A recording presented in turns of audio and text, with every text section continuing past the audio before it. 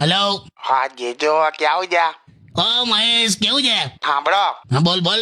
મને જોબ મળી ગઈ. હા, શું વાત કરે છે લા? અરે વાહ, કોંગ્રેચ્યુલેશન્સ. Thank you.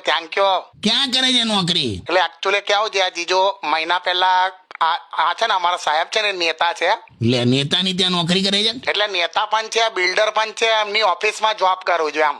તે તારામાં કઈ ટેલેન્ટ જોઈ ગયા તો તને નોકરી આલી? પણ જીજો ઇલેક્શન વખતે મેં એમને એવું કીધેલું, હા. મેં કીધું સાહેબ જેમ બાઇકની ટાંકી હલાઈને મેં કહી દઉં ને કે કેટલું પેટ્રોલ છે ને કેટલું ચાલશે, હા. એવું મેં ઈવીએમ મશીન હલાઈને કહી દઉં કે કોની સરકાર બનશે. હે? શું વાત કરે? તું આવું બોલ્યો? તો આ ભલ ભલા એક્સપર્ટ ગોથા ખાઈ ગયેલા. આ શેર બજાર વાળા તો હજુ એક્ઝિટ પોલ વાળાનું વધે તો આપણું સાચું પડ્યું જીજુ, તરત નોકરી આલી દીધી મને. છે. એમ શું વાત? ઇન્ટરવ્યુમાં હું પૂછ્યું તને? એમણે નહીં, મેં પૂછ્યું. હું લા? મેં કીધું સાહેબ એવી કોઈ નોકરી ખરી કે જેમાં શુક્રવારે અડધો દિવસ હોય, શનિ રવિ રજા અને સોમવારે બપોરે 1 વાગ્યા પછી બોલાવે. લે બોલો. તો મને કે આવતો રે, અહીંયા જ આવતો રે, તને અહીંયા લગાડી દઉં કે. તો જબરજસ્ત. અમારો બેનું પણ ગોઠાવ. ના મને મસ્ત નોકરી લાગી ગઈ છે. તો જીજો નોકરી પર લાંબુ ટકી રહેવા માટે શું કરવાનું?